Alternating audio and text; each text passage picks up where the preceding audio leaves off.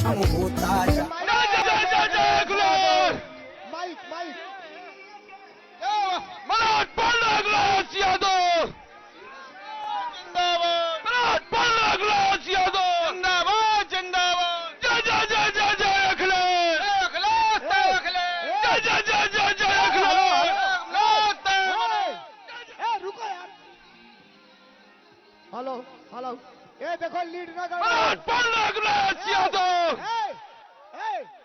रुको यार, ये तार देखिए, थोड़ा पीछे होइए आप लोग, ये तार के पास मत जाइएगा। अखिलेश यादव जी स्वागत है, स्वागत है, स्वागत है, अखिलेश यादव जी स्वागत है, स्वागत है, स्वागत है, अखिलेश यादव जी स्वागत है, स्वागत है, स्वागत है, अखिलेश यादव जी स्वागत है, स्वागत है, स्वागत है, ऊंचा हार में स्वागत है। स्वागत है, स्वागत है। एक बार दोनों हाथ ऊपर उठा के और जोरदार तालियां होनी चाहिए अपने नेता आदरणीय अखिलेश यादव जी के लिए। दोनों हाथ उठा के जोरदार तालियां। ऊंचा हार के हमारे परिवार के सभी हमारे साथीगण, हम सबसे पहले इस देश के सबसे बड़े नौजवानों और किसानों के नेता, हम सबके नेता आदरणीय अखिलेश यादव जी का ऊंचा हार की धरती पर अभिनंदन और स्वागत करते हैं और साथियों से कहेंगे दोनों हाथ उठा करके, दोनों हाथ उठा करके अखिलेश यादव जिंदाबाद, दोनों हाथ उठा के अखिलेश यादव जिंदाबाद। मैं इस धरती पर अपने नेता का हार्दिक अभिनंदन और स्वागत करता हूं और सीधे मैं चाहूंगा कि हम सबके नेता, इस उत्तर प्रदेश के 25 करोड़ जनता के नेता, किसानों के नेता, कमजोरों के नेता और गरीबों के नेता आदरणीय पूर्व मुख्यमंत्री और हम सबके पार्टी के राष्ट्रीय अध्यक्ष जी आए और जोरदार दोनों हाथों से तालियां बजा करके माननीय राष्ट्रीय अध्यक्ष जी का जोरदार तालियों से स्वागत करें।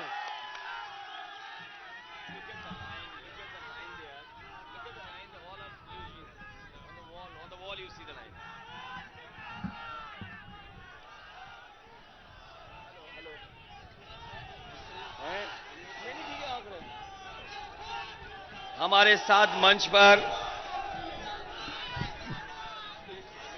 हमारे साथ क्या हुआ?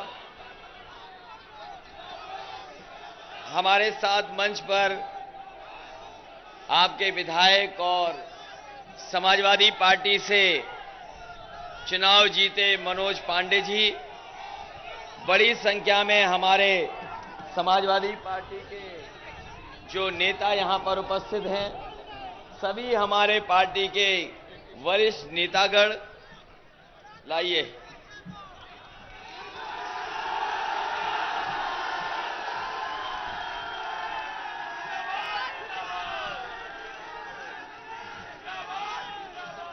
लो फोटो लो।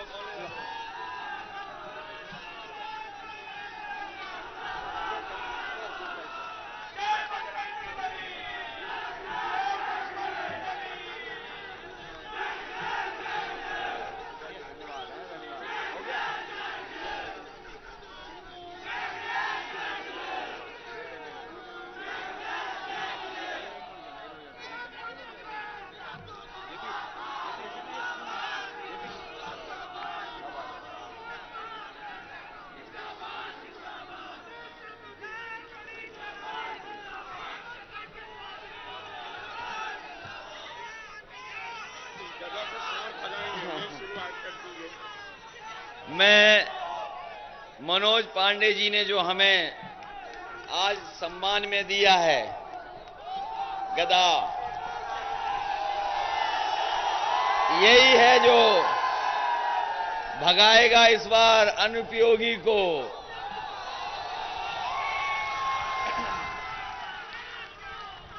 देखो भाई, हमारे तो बाल भी हैं,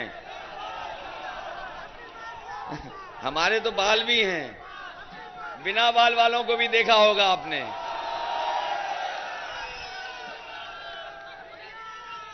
मैं धन्यवाद देता हूं आप सबका कि जिन्होंने इस कार्यक्रम में आकर के ऐतिहासिक सफलता दिलाई है। मैं पूरा मैदान देख रहा हूं, पूरा मैदान भरा दिखाई दे रहा है। जहां बड़ी संख्या में किसान और बुजुर्ग भाई हमें दिखाई दे रहे हैं, उनके ही बराबर में हमें अपनी माताएं बहनें भी दिखाई दे रही हैं। ऐसा कार्यक्रम मैंने अभी रायबरेली में देखा था, जहां से माहौल बनना शुरू हुआ है। लेकिन ये विशेष इसलिए कार्यक्रम लग रहा है कि जहां पर हमारे बुजुर्ग और किसान भाई बड़ी संख्या में दिखाई दे रहे हैं, वहीं साथ में उनके माताएं बहनें भी दिखाई दे रही हैं। जिस सभा में बुजुर्ग किसान भाई आ जाएं और माताएं बहनें हों और नौजवानों की कतार टूट न रही हो, नौजवान लगातार दिखाई दे रहे हों, उस पार्टी का कोई मुकाबला नहीं कर सकता है। ये ऐतिहासिक सभा बता रही है, ये ऐतिहासिक सभा बता रही है कि इस बार भारतीय जनता पार्टी ऐतिहासिक हार करके यहां से जाएगी। भाजपा जिन्होंने न जाने कितने वादे किए, उन्होंने क्या नहीं वादा किया बताओ। वादा किया कि सबके अकाउंट में 15-15 लाख रुपया आ जाएंगे। भारतीय जनता पार्टी ने कहा कि उनकी बहुमत की सरकार बन जाएगी तो हम अपने किसानों की आय दोगुनी कर देंगे। हमारे भाइयों, आपकी आय दोगुनी हो गई कि नहीं हो गई? और आपको खाद के लिए कैसे खड़ा होना पड़ा? खाद को लाने के लिए कैसे आपको लाइन में लगना पड़ा? खाद नहीं मिली, आपको डीएपी नहीं मिली, डीएपी नहीं मिली, यूरिया नहीं मिली, और डीजल पेट्रोल की कीमत बताओ कहां पहुंच गई है। ये भारतीय जनता पार्टी के लोग, ये भाजपा कहती थी कि हवाई चप्पल पहनने वाले हवाई जहाज की यात्रा करेंगे। बताओ हमारे गरीब भाइयों, कितने लोग हवाई जहाज में बैठ रही है?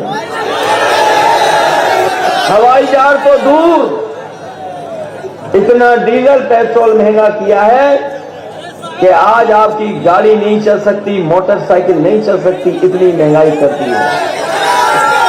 बताओ पेट्रोल 100 के पार हो गया कि नहीं हो गया? और जब बोरी घर पे देखी होगी, बोरी जब घर पे देखी होगी खाद की, तो बताओ 5 किलो बोरी से चोरी हो गई कि नहीं हो गई? कभी कभी मैं सोचता हूं कि ये भारतीय जनता पार्टी को किसने समझाया कि बोरी से चोरी कर लो? बताओ, कभी आजादी के बाद से आज तक बोरी की चोरी हुई हो तो बता दो आप। तभी किसी ने मुझे बताया कि आपने कभी पार्ले जी का बिस्किट खाया है? हमारे लोग जानते होंगे, जब पार्ले जी का बिस्कुट खरीदा होगा, पहले कम पैसे में ज्यादा बिस्किट आते थे। जैसे जैसे महंगाई बढ़ी है, बिस्किट कम होते चले गए हैं। जब सभा से जाओ तो देखना, पूछना किसी दुकान वाले से कि पार्ले जी के बिस्किट में पहले कितने बिस्किट आते थे, और महंगाई बढ़ते बढ़ते इतनी बढ़ गई कि पार्ले जी का बिस्किट, गरीबों का बिस्कुट भी उस पैकेट से गायब हो गया। ये भारतीय जनता पार्टी के लोग पार्ले जी का बिस्किट खा खा के हमारे किसानों की बोरी की चोरी करने का काम किया है। बताओ किसान भाइयों, बिजली का बिल आता है तो करंट लगता है कि नहीं लगता है? और पिछले 4.5 साल से पत्रकार साथियों बताओ, मुख्यमंत्री जी बिजली के कारखाने का नाम नहीं रट पाए। ये जो बिजली का कारखाना लगा है, लगाओ किसी के जमाने में, लेकिन अपने बाबा मुख्यमंत्री से पूछोगे कि बिजली के कारखाने का नाम बता दो, तो वो नाम नहीं बोल पाएंगे। अगर कभी नाम सुना हो तो बता दो बिजली के कारखाने का नाम। जो बिजली के कारखाने का नाम 4.5 साल में नहीं रट पाए, वो बताओ बिजली क्या बनाएंगे और बिजली का बिल क्या सस्ता करेंगे। हमने तो कई बार कहा अपने बाबा मुख्यमंत्री जी से कि नाम रट लो। बिजली के कारखाने का नाम हमारे पत्रकार साथी जानते होंगे कि जो बिजली का कारखाना लगा है, यहां तो छोटा वाला लगा है, यहां तो एक यूनिट है 660 सुपर क्रिटिकल थर्मल प्लांट की। ये कोयले से बिजली बनती है। ये सच है कि नहीं सच है? ये कोयले से बिजली बनती है। पहले एक चिमनी में 250 220 बनती थी, 220 मेगावाट या 230 250। लेकिन समाजवादी सरकार बनी तो एक ही चिमनी में, एक ही प्लांट में 660 सुपर क्रिटिकल थर्मल प्लांट लगाया था। और उत्तर प्रदेश में लगना शुरू हो गए थे। ललितपुर में लगवाया 3 × 660 सुपर क्रिटिकल थर्मल प्लांट, वो लग रहा है। एटा में लगवाया 3 × 660 सुपर क्रिटिकल थर्मल प्लांट, वो लग रहा है। हरदोईगंज में लगवाया 1 unit 660 super critical thermal plant, ये आपका इलाहाबाद है, वहां पर लगे 3 × 660 super critical thermal plant. Tanda में लगवाया एनटीपीसी का, सरकार का जैसे आपका लगा एनटीपीसी का, वहां भी एनटीपीसी का लगवाया 1 unit 660 super critical thermal plant. बताओ कभी बाबा मुख्यमंत्री जी के मुंह से सुना है 3 × 660 सुपर क्रिटिकल थर्मल प्लांट? बताओ बाबा मुख्यमंत्री कह पाएंगे कि नहीं कह पाएंगे? तो ये योगी नहीं है, नहीं, ये योगी नहीं है, उत्तर प्रदेश के लिए अनुपयोगी हैं। बताओ अनुपयोगी हैं कि नहीं हैं? जिन्होंने बिजली का बिल बढ़ा दिया हो वो अनुपयोगी हैं कि नहीं हैं? और जो अनुदेशकों की अभी तक कोई मदद न की हो वो योगी नहीं, वो अनुपयोगी हैं। जिन्होंने बिजली का बिल बढ़ाया वो कौन है? और जिनके सांड खेतों में घूम रहे हैं वो कौन है? बताओ, जो बिजली नहीं बना पाए, सांड नहीं पकड़ पा रहे हैं। और नौजवान जानते होंगे कि कई बार मुख्यमंत्री जी आके कहते हैं कि बच्चों को इस बार लैपटॉप देंगे, स्मार्टफोन देंगे, और कभी कभी कहते हैं कि टैबलेट देंगे।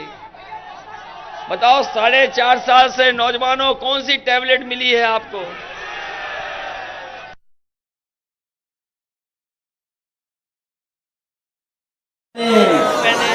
वो देखो आखिरी में नीली जीन्स पहने हो, और यहां तक सब नीली जीन्स पहने हैं। ये बाउंड्री पे देखो सब नीली जीन्स पहने हुए हैं। ये नए जमाने के लोग हैं, ये स्मार्टफोन चला लेते हैं। इन्हें कंप्यूटर दे दो, कंप्यूटर चला लेंगे। इन्हें कोई नया काम दे दो, नया काम कर लेंगे। लेकिन हमारे बाबा मुख्यमंत्री ने किसी को कंप्यूटर इसलिए नहीं दिया क्योंकि बाबा मुख्यमंत्री खुद कंप्यूटर नहीं चला पाते। और केवल कंप्यूटर नहीं, हम और आप लोग तो अपने आप सीख गए थोड़ा बहुत चलाना। हमारे गांव के लोग भी सीख गए कुछ कुछ चलाना, फोटो देखना सीख गए, व्हाट्सएप चलाना सीख गए। और ये नौजवान हैं तो ये सामान भी मंगा ले रहे हैं, जो शहर में रहते हैं वो खाना भी मोबाइल से मंगा ले रहे हैं, टैक्सी मंगा ले रहे हैं। लेकिन हमारे बाबा मुख्यमंत्री कंप्यूटर के साथ साथ स्मार्टफोन भी नहीं चला पा रहे हैं। इसलिए जो स्मार्टफोन न चला पाए आज के जमाने में, जो कंप्यूटर न चला पाए आज के जमाने में, वो योगी नहीं हो सकता, वो अनुपयोगी है। याद कीजिए वो समय जब नोटबंदी हुई थी, याद है नोटबंदी का समय? 2017 में इन्हीं लोगों ने नोटबंदी की थी और गरीबों को यह बताया कि अमीरों की तिजोरी से पैसा निकलेगा, आपके हाथ में आ जाएगा। यही भारतीय जनता पार्टी ने कहा कि अमीरों को नींद नहीं आ रही है जब से नोटबंदी हुई है, और रुपया सब जमा करा लिया। आप लोगों के घरों में जो पैसा रखा था सब जमा करा लिया। हमारी माताओं बहनों ने बहुत छिपा के, बहुत संभाल के, जाने कितने दिनों से पैसा रखा हुआ था वो छीन लिया, वो बैंक में जमा हो गया। लेकिन बताओ नोटबंदी में क्या भ्रष्टाचार खत्म हो गया? क्या काला धन वापस आ गया? और जो कहा था कि डिजिटल इंडिया बन जाएगा, डिजिटल इंडिया, याद है कि नहीं याद है? भारतीय जनता पार्टी ने कहा कि डिजिटल इंडिया हम बनाएंगे, डिजिटल इंडिया। हमारा भारत और यूपी नहीं बन पाया डिजिटल इंडिया, लेकिन दुनिया का सबसे बड़ा आदमी, दुनिया का सबसे बड़ा आदमी सोचो क्या कर रहा है। आप गरीब भाइयों, किसानों समझ नहीं सकते, कल्पना नहीं कर सकते। दुनिया का सबसे बड़ा आदमी जो सबसे पैसे वाला है, ये जानते होंगे नौजवान, बताओ दुनिया का सबसे पैसे वाला कौन है? अरे कितने जागरूक नौजवान हैं, वो जानते हैं कि दुनिया में सबसे पैसे वाला आदमी अमेरिका का है। इन्होंने डिजिटल इंडिया का सपना दिखाया, न गरीब की मदद की, न नौजवान को नौकरी रोजगार दिया, लेकिन दुनिया का बड़ा आदमी जानता है कि कारोबार कैसे किया जाता है। अमेरिका से बैठ करके भारत के कंडे खरीद करके कंडे बेच रहा है। सोचो आप, अमेरिका में दुनिया का सबसे बड़ा आदमी बैठ करके हमारे गांव से हमारे आपके कंडे लेकर के कंडे बेच रहा है। बताओ नौजवानों, कंडे बिक रहे हैं कि नहीं बिक रहे हैं? और ये बात अगर नहीं मानते हो मेरी, अगर ये बात हमारी नहीं मानते हो तो किसी भी नौजवान से कहना कि मोबाइल खोल के दिखाओ, जो अमेज़न देखते हो उसमें देख के बताओ कंडे बिक रहे हैं कि नहीं बिक रहे हैं। ये हमारी माताएं बहनें तो फ्री दे दें, इनसे व्यवहार बन जाए तो ये फ्री कंडे दे दें, लेकिन भारतीय जनता पार्टी के डिजिटल इंडिया में सोचो, अमेरिका का आदमी, दुनिया का सबसे पैसे वाला आदमी अपना कारोबार कंडे का कर रहा है, लेकिन हमारे लोगों को कोई लाभ नहीं मिल पा रहा है। बताओ क्या लाभ मिला है आपको और हमको बताइए आप। और फिर लाल रंग देख करके सरकार के लोग बड़े घबरा रहे हैं। जैसे ही लाल रंग दिखाई देता है वैसे ही घबरा जाते हैं। अभी हमारा नौजवान कोई कह रहा था कि लाल रंग से कोई खेत में घबराता है, तो सोचिए लाल रंग से घबरा रहे हैं। और ये लाल रंग टोपी का हमने नहीं बनाया। जयप्रकाश जी जो समाजवादी नेता थे, वो जब रूस गए और वहां की क्रांति देख करके आए, जब रूस की क्रांति को देखा उन्होंने बदलाव देखा, उसके बाद यहां भारत में आकर के उन्होंने सबसे पहले लाल टोपी पहनना शुरू किया। वो जयप्रकाश जिन्होंने संपूर्ण क्रांति की आवाज दी थी, संपूर्ण क्रांति का आह्वान किया था, और संपूर्ण क्रांति के बाद लोगों ने कांग्रेस पार्टी का पता नहीं लगा, पूरा का पूरा कांग्रेस पार्टी को खत्म कर दिया था। तो जो लाल टोपी जयप्रकाश जी की निशानी है, यहीं प्रयागराज इलाहाबाद के हमारे जनेश्वर मिश्र जी वो लाल टोपी पहनते थे, ब्रजभूषण तिवारी जी लाल टोपी पहनते थे, मोहन सिंह जी लाल टोपी पहनते थे, नेताजी ने लाल टोपी पहनी, और तमाम समाजवादियों को देख करके हम लोगों ने भी लाल टोपी पहनी, क्योंकि बिना समाजवाद के राम राज्य आना संभव नहीं है। जब राम राज्य आएगा तो पहले समाजवाद आएगा, जब समाजवाद आ जाएगा तब राम राज्य आएगा। बिना समाजवाद के राम राज्य लाने की कल्पना नहीं की जा सकती। इसलिए हम आपसे निवेदन करने आए कि ये चुनाव होने जा रहा है, चुनाव आने वाले समय में चुनाव है।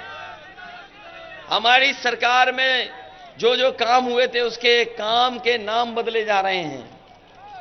ये रंग बदलने वाली सरकार है, ये बना नहीं रही है, रंग बदल रही है।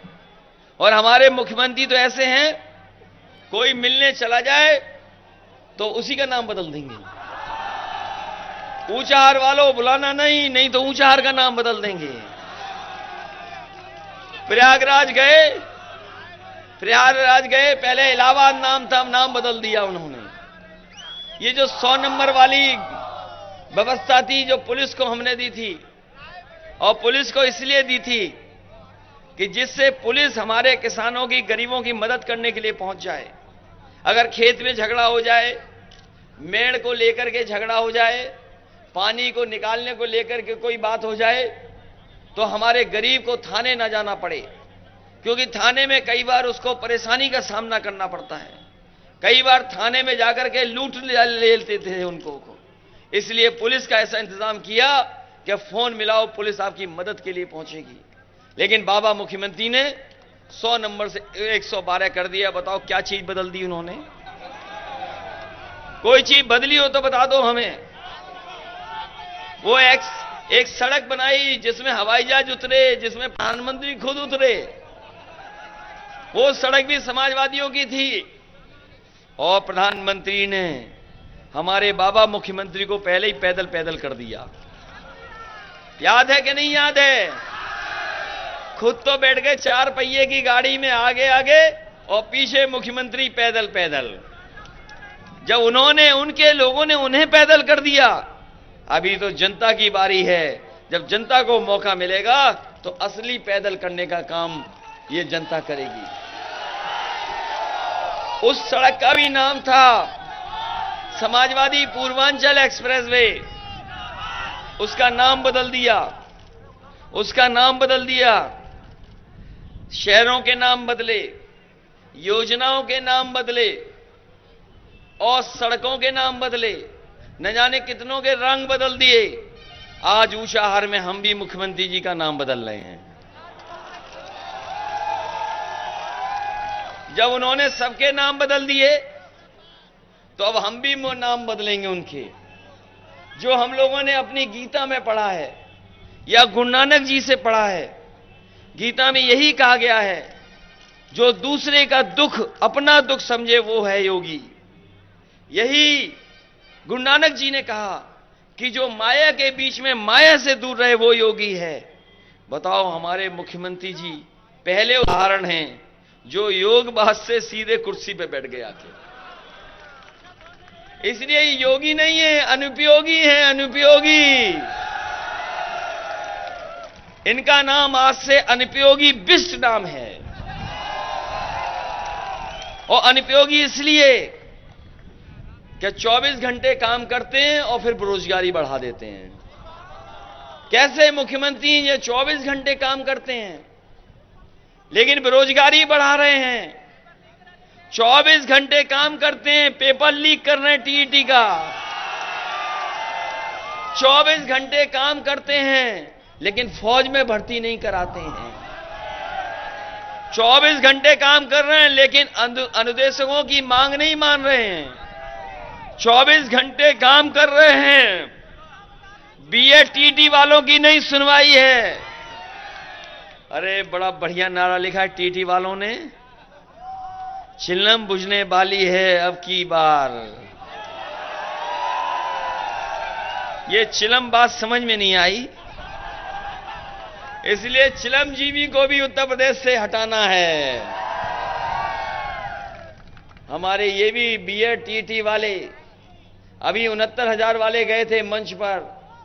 69,000 वालों को सपना दिखाया कि तुम्हें नौकरी मिल जाएगी, रोजगार मिल जाएगा, उन्हें भी धोखा दे दिया। बताओ कल धोखा दिया कि नहीं दिया? ये हमारे शिक्षा मित्र वालों को धोखा मिला कि नहीं मिला? और किसान भाइयों बताओ, आपका धान कितने रुपए में खरीद गया? कहां खरीदा धान किसी सरकार ने? बताओ आपका न धान खरीदा गया, न डीजल सस्ता हुआ। जरूरत की चीज हज महंगी हो गई। बताओ हर चीज महंगी हो गई क्या नहीं हो गई? और हमारी माताओं बहनों ने भी सिलेंडर भरवाना छोड़ दिया। जो सिलेंडर फ्री बांटा गया था वो सिलेंडर अब नहीं भरा जाता है। लोगों ने सामान रख लिया, उसके ऊपर सिलेंडर नहीं भरवा रहे हैं। खाली किसका अच्छा, आप में से ये बताओ, अनुपयोगी बिष्ट की सरकार में कितने लोगों पे खाली सिलेंडर रखा है? सब पे रखा है।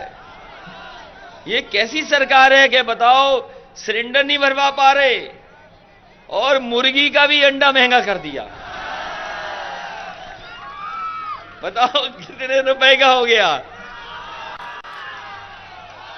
अगर कहीं बॉइल्ड एग अंडा खाओगे तो बॉइल्ड कितने का है, और अगर ऑमलेट खाने चले गए तो कैसा होगा बताओ आप।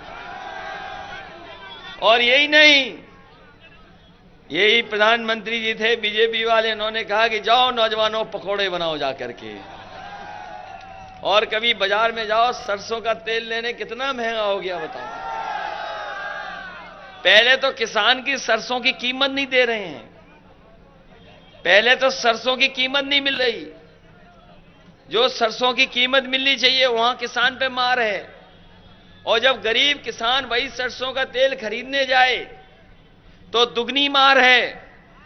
और अभी सुनने में आया है कि गरीबों को पहले ये राशन दे रहे थे नवंबर तक, अब देना चाहते हैं मार्च तक। हम बीजेपी से पूछना चाहते हैं, नवंबर और मार्च के बाद, और मार्च के बाद क्या दोगे गरीबों को, ये बता दो आप। इसलिए राशन पाने वाले गरीबों, हम आपको कह के जा रहे हैं, समाजवादी सरकार बनेगी तो राशन बंद नहीं होगा। जब तक सरकार होगी तब तक हम अपने गरीबों को राशन देने का काम करेंगे। और राशन नहीं, इसके साथ साथ,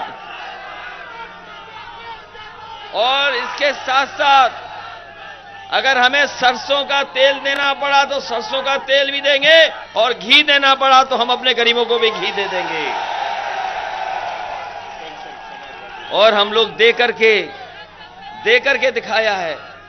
जब बुंदेलखंड में सूखा थी तो हमने घी भी दे करके दिखाया। किया है सरसों का तेल इसलिए महंगा किया है, जिन्हें ये हवाई अड्डा बेच रहे हैं, जिनको ये हवाई अड्डा बेच रहे हैं, उन्हीं का तेल बाजार में बिके। आप पता कर लेना, जो बाजार में तेल बिक रहा है, बताओ फॉर्च्यून तेल किसका है? उसमें सरसों का तेल नहीं है, कम है। जो पानी के जहाज से आ रहा है मलेशिया और इंडोनेशिया से, वो तेल है उसके अंदर, मिलावट वाला है। ये मिलावट वाला तेल है। आपका सरसों का तेल से खाना ज्यादा स्वादिष्ट होता है। आप बताओ, दुकान पे पकोड़ा अगर बने सरसों के तेल का अच्छा है क्या ये अडानी के तेल का अच्छा है? हमारे सरसों के तेल का बना हुआ पकोड़ा ज्यादा स्वादिष्ट है। इसलिए ये भारतीय जनता पार्टी के लोग धीरे धीरे हमारे आपके स्वाद को भी छीने ले रहे हैं। इसलिए हम आपसे निवेदन करने आए हैं, इस सरकार को हटाने का काम करना। ये चुनाव हमारे आपके भविष्य का चुनाव है, हमारा आपके भविष्य का चुनाव है। ये बदलाव का चुनाव है, परिवर्तन का चुनाव है। हमारी गरीब माताएं बहनें, जिनको हम लोग समाजवादी पेंशन देते थे 500 रुपया महीना, सीधे अकाउंट में भेजा करते थे, वही सीख लिया भारतीय जनता पार्टी ने। पहले हम लोग देते थे माताओं बहनों को, और उसके बाद किसानों को देने लगे। ये जिस योजना से हमने लागू किया था, किसानों को भी 500 रुपया भेजने लगे। लेकिन किसान भाइयों, हिसाब लगा लेना, अपनी बोरी की चोरी, डीजल, बिजली, अंडा, सामान, खाना पीना महंगा हुआ क्या नहीं हुआ? 500 रुपए देकर के सम्मान, सब कुछ महंगा करने का काम अगर कोई कर रहा है तो भारतीय जनता पार्टी कर रही है। और अपनी माताओं बहनों को कह के जा रहे हैं कि पहले 500 रुपए देते थे, इस बार हम 3 गुना महीने का देकर के इनको मदद करने का काम करेंगे। और हमें अगर नौजवानों के भविष्य को बेहतर बनाने के लिए अच्छी पढ़ाई, आज के समय के हिसाब से पढ़ाई, और अगर लैपटॉप भी देना पड़ेगा तो अपने नौजवानों को पढ़ने लिखने को और आगे बढ़ने के लिए लैपटॉप देने का काम करेंगे। और इसलिए जरूरी है कि दुनिया आज आज दुनिया में वही देश तरक्की कर रहे हैं जो पढ़ाई को और टेक्नोलॉजी को साथ साथ लेके चल रहे हैं। हमारा पड़ोसी देश अमेरिका जैसे ताकतवर देश का मुकाबला कर रहा है, लेकिन हम लोग मुकाबला नहीं कर पा रहे हैं। और मुकाबला इसलिए नहीं कर पा रहे हैं क्योंकि भारतीय जनता पार्टी के लोग कभी जात में कभी धर्म में झगड़ा करा देते हैं। कुछ लोगों को मुनाफा कमा रहे हैं, कुछ लोगों को ज्यादा मुनाफा कमा रहे हैं। सोचिए, कभी जिनकी मामूली सी बैलेंस शीट थी, जिनके पास कोई पैसा नहीं था, वो न केवल भारत के बल्कि एशिया के सबसे ताकतवर पैसे वाले आदमी बने जा रहे हैं। किसके दम पर बन के जा रहे हैं? कोई हमें बताए। सरकारी एयरपोर्ट बने और लेकिन बेच दिए किसको? यह सरकार हवाई जहाज बेच चुकी है। बताओ, हवाई जहाज बेच दिए कि नहीं बेच दिए सरकार ने? बताओ, LIC बेच दिया कि नहीं बेच दिया? जहां हवाई जहाज खड़े होते वो एयरपोर्ट बेच दिया कि नहीं बेच दिया? ट्रेनें बेचने लगे कि नहीं बेचने लगे? और पता कर लेना, रेलवे स्टेशन भी बिक रहे हैं। पानी का जहाज जहां चलता, पानी का जहाज बिक गया। और पानी का जहाज जहां खड़ा होता है बंदरगाह, वो बंदरगाह भी बेचने का काम अगर किसी ने किया तो भारतीय जनता पार्टी ने किया है। पहले आपको फ्री दिया, पहले फ्री दिया और उसके बाद अब आपको बिल देना पड़ रहा है। बताओ, फ्री दिया पहले कि नहीं दिया, और अब पैसा देना पड़ रहा कि नहीं देना पड़ रहा? इसलिए आपसे हमारी विशेष अपील है, निवेदन है कि किसानों की मदद के लिए इस अनुपयोगी बिल सरकार को हटाने का काम करना। बताओ, नाम याद रखोगे या नहीं रखोगे? उन्होंने उत्तर प्रदेश के इतने नाम बदले, इतनी योजनाओं के नाम बदले। आज ऊंचाहार में हम लोगों ने भी मुख्यमंत्री का नाम बदल दिया और आने वाले समय में मुख्यमंत्री बदल देंगे। आप बताओ, योगी सरकार चाहते हो क्या योग्य सरकार चाहते हो? और अभी आपने तस्वीर देखी होंगी जहां प्रधानमंत्री ने तो गंगा में स्नान लिया, लेकिन हमारे मुख्यमंत्री जी ने स्नान नहीं लिया। और हमारे मुख्यमंत्री जी ने इसलिए स्नान नहीं लिया क्योंकि वो जानते हैं कि सब नाले मां गंगा की तरफ जा रहे हैं। जितनी भी गंदी नदियां हैं सब मां गंगा में जुड़ रही हैं। अगर दिल्ली से जोड़ो, हिंडन नदी जो वहां की गंदगी लाती है, वो हिंडन नदी आज भी गंदी बह करके गंगा में जुड़ रही है। दूसरी काली नदी है, वो भी गंगा में जुड़ रही है। यमुना नदी जो चल रही, जो दिल्ली से लेकर के मथुरा से लेकर के आगरा तक गंदगी है उसमें, वो भी गंगा में उड़ जाती है आके। जो गोमती नदी है, जो शहरों का गंदा पानी ले जा रही है लखनऊ से लेकर के और शहरों का, वो भी गंगा में जुड़ जाती है। तो मुख्यमंत्री तो जानते थे कि हमने कोई नदियों की सफाई नहीं की है, सब गंदी नदियां हैं, सब जाके गंगा में मिल जाती हैं। और इसलिए उन्होंने स्नान लिया, उन्होंने डुबकी नहीं ली। उन्होंने कहा, प्रधानमंत्री जी आप डुबकी ले लो। तो इसलिए ऐसे अनुपयोगी मुख्यमंत्री को बताओ हटाओगे क्या नहीं हटाओगे? ये नीली जीन्स पहनने वाले नौजवानों, अनुपयोगी को हटाओगे कि नहीं हटाओगे? इसलिए बहुत बहुत धन्यवाद। पिछली बार आपने 5,000 से जितवाया था, इस बार 50,000 से जितवाने का काम करना है। और मैंने कई बार कार्यक्रम दिया। अगली बार जब कार्यक्रम देंगे तो इनके पिताजी की प्रतिमा का विमोचन करना, अनावरण करना है, तो इनके स्कूल में जाकर के उनकी प्रतिमा का भी अनावरण करने का काम करेंगे। फिर आपसे और सब लोगों से मिलने का मौका मिलेगा। इन्हीं शब्दों के साथ आप सबका बहुत बहुत धन्यवाद और बहुत बहुत आभार प्रकट करता हूं, इस उम्मीद, इस भरोसे के साथ कि आने वाले समय में आप परिवर्तन लाने का काम करेंगे और साइकिल की रफ्तार बढ़ाने का काम करेंगे। नौजवानों, हटाइए सरकार और लाइए नई सरकार, जिससे भविष्य बना सकें, बेहतर रास्ते पे जा सकें। हम दुनिया के बराबर खड़े होकर के उत्तर प्रदेश को भी आगे बढ़ाने का काम करें। आप सबका बहुत बहुत धन्यवाद।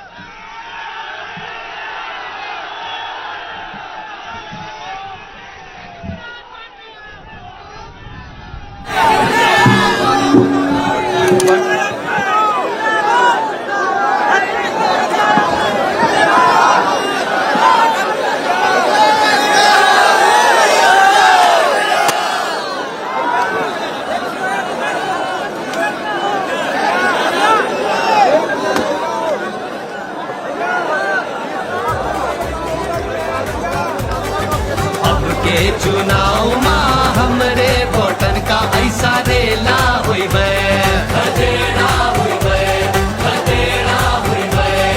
मुँह के बल बीजेपी